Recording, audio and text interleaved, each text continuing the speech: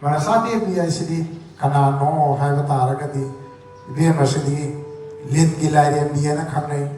Lin Gilarian Biena khana matam sida magi puja se kam da tong na ki da Lin na sipo matam da magi puja se Lin gi hudo madu handa da mai puja chi tong ni masa pam ja sinna magi macha pam ja ki da mata wasuna puja se tong nei maram di Devi si ki maning se Manasa ai bedi mana isa ai di mana di kuning lere isa ai di kuning badu kuning di aning bapa mase tongja basi pami hai na Devi sibu kai ko kya da Manasa Devi hai na kawi lengi dos le bakangu kal sap doks le ba ado ba kangu sinna ai ba puja se tongna ki kai sap ai na ko ba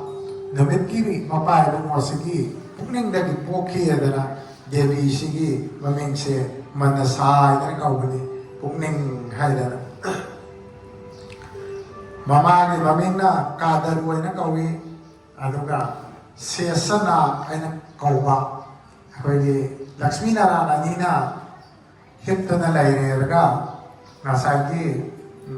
Lakshmi na ibungo isuran ba na seba kauba adugumba da kadawi lenna mana khallaga lai batuk me amse phandokta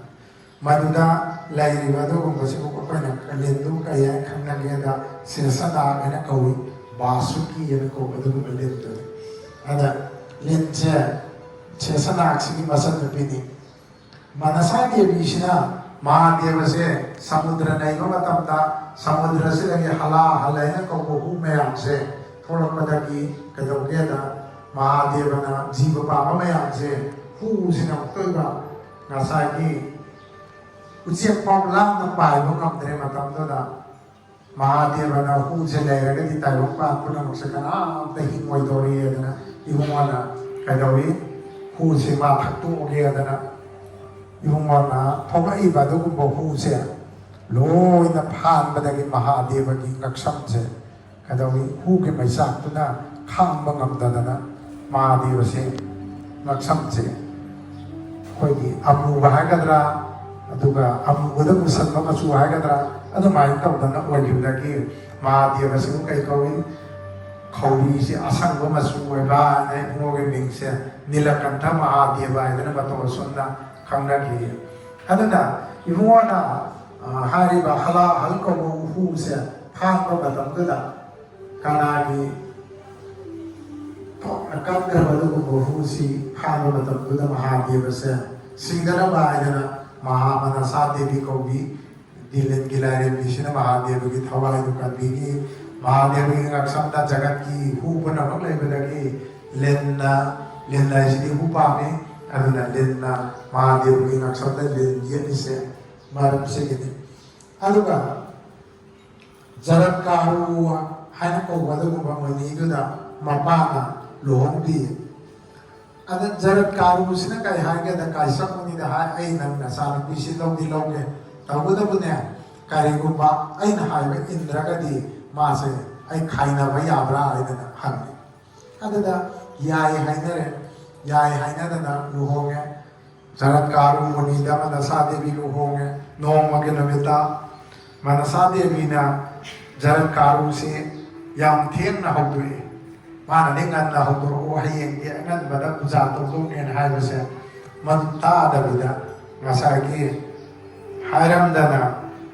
theng na hok tu ini madu dadi muni si saur ni kadore mana hai be inde na ngasai hai na gini na khai na ragi dana mato sunna khai na ki adu mamai da wah janari erga astika na ko badu ba masa na pa mo ki adu ma se kaya na khangna di da mamit na ma di lai de di ne su khang nei mamit na ma di kai da budai no Devi sina mamit na ma tang de se ha da Mahadeva na ma si ko pura la ma tam da Chandi Devi na ko ba Devi lai masi mo di Parvati gi yuana bi ha ta hai ba Chandi Devi sina Mahadeva na to pa na bi ma una la ka su ba sao ke da mai sao ba sina yen ba da ma mit se tang bai do naamase saktheki mama atombi Chandi Devi adana ibiyamagi masak sidi kamai tawi len amagi matakda len che kolhal yarga matok sidi matakda Devi sina khongrai chalerga thambala ma tharerga phamdana leibani ado ibiyamagi sadong sidi kanga ngobana sadong oi pabo mari pali angang ma thambala ma ne ngoba thambala ma ne aduga mukha nama madana len paire duga nama madana mudrani kokta len matok taren pan masina ibi mai kok thakta khallaga leiba duga Devi gi aduga murti duni hariba Devi gi murti do madugi ukhan mathakta da laikati baduda aina ama thammi do nakan nama mana Manasa Devi dugi murti ni nakala mama wanthogana Chandi Devi gi adugumba murti do yawba adugumba akoigi ka ama ina la mataka thambado ATM card man do kha adugi do madu len ki dos leba kambu sinna ningjaba latsaba adu lai dum thamam da thambaga puja kachabana singbada dos leiba mi du da natana puja tawchariba digi imung manungi ayya panba laiba punama aninba punama to loina thungjaba habida binamiba adogumba ibiyamagi murti doni adu akoina yumda thamjaba lachaba chingbana akoina khadagi chakhanpa dungaga phaba haiba binabi adu Manasa Devi sina pai kalam ko pamjaba sikana do ma Lakshmi sia wa me lan thumbilaya bisa wainingba adana mana su oina ba na konna ba ni waliga madugini tonga na laigra baramdi kun paisa yang pal do pa man na mase sumai na puja ta halaga di so oida na maki ai se mamin chat pa du waini adana sa pa na pa man nam na puja ta hangai wali ne se tonga na lai alma masala waini basidi Lakshmi ji mohon sen ba se maya waini ni wai di sen ba lingam gide matawa sunda hariba Devi se masigi puja se tabjaragadi aikhoida leramba lengi dos na singbo mayam se loin ko yen habi adana ngasi si kaino habada ko inga ge darani pan base masigi Manasa Devi gi puja tabjabe abanu se Devi sida hana hajabani kan mai tabdake hali ma koida leriba awa mayam se masi utak piu haina haru matamda ngasagi len ki dos le ise masi ki hayang len puja se tau ya na mani ngasi puja se tau se na puja haina na panchami edana hayang sidarak pa sida tau guda ba du ba puja do ngasi tau ya na ba Devi sida haja ba Devi dana hayang mai len masa sida ya yare edana haja ba koi dagi ayam pa panba mayam se loina ko pa ru bina ge daru bani mara masina Manasa Devi se be masyam tam kuning dan ningwa tharu pa khalo ata sanare we pa tharu de dilai de kan na thamas sanare me da pa ada kuning da Manasa Devi siam tang ningwa biyamagi khongrai salaga phamna leiba adagi thambala mo bamane angang bamane khutna mamadi mudra de phibakni aduga na mamana len paiba pabo mari dupali len di matu matak ta thambala mana aswan wariaga khongrai salaga phamna leibi adu loina kok thakta matuk tayat pamba adugumba len na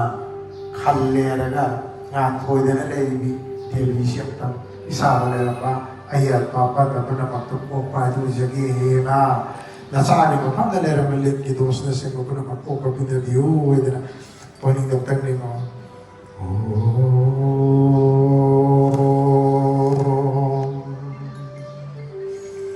Devi amba mahinam sasadharana badanam sarukati badanam Hangsarudha Amudara Maruni Tavasanam Sarvada Sarvadevo Ismarasang manditaging Kanakamanigana'i nagaratna naikay Bandehang sa astanaga Muru kuchajugalang Bogining kamarupinim Om astikasya munirmata jagadantakarini Manasa Devi Nagamata Namostute Agasho Barade Devi Sarva Kalyanakarini Snuhi Shakam Shamaruhas Tistapujam Karomyam Om Bhagavati Manasa Devi Yagasha Tista Iha Sanihita Bhava Javat Puja Karishyami Tavat Adhrustira Bhavu Etat Pahidam Om Manasa Devyai Namo Apo Plastic se kauda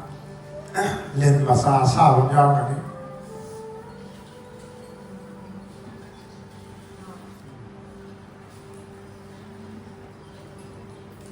Ado de longto len do longto ado ga dona ado matak tahap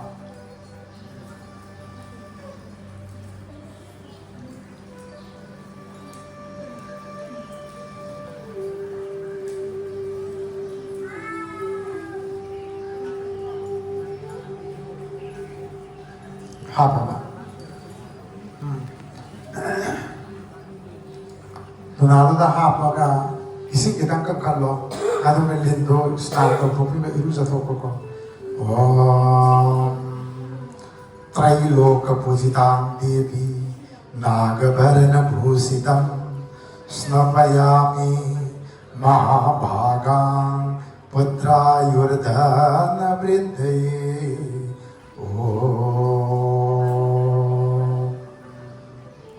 Ano ulit dalawang kandaga sa pumanong dunahap sa lang.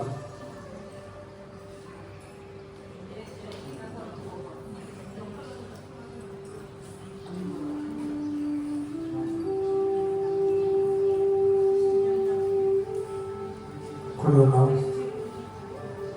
Om Ayodhi Shambhavai Madar Maheshwar Sute Shubhe Padmalai Namastabhyam Rakshama Brijinavar Astikasya Mudirmata Bhagini Vasukyastata Jaratkaru Mune Padmi Manasa Devi Namostute Etani Te Ganda Pushpa Dhupati Panavidatam Lava Sakshi Om Manasa Devyai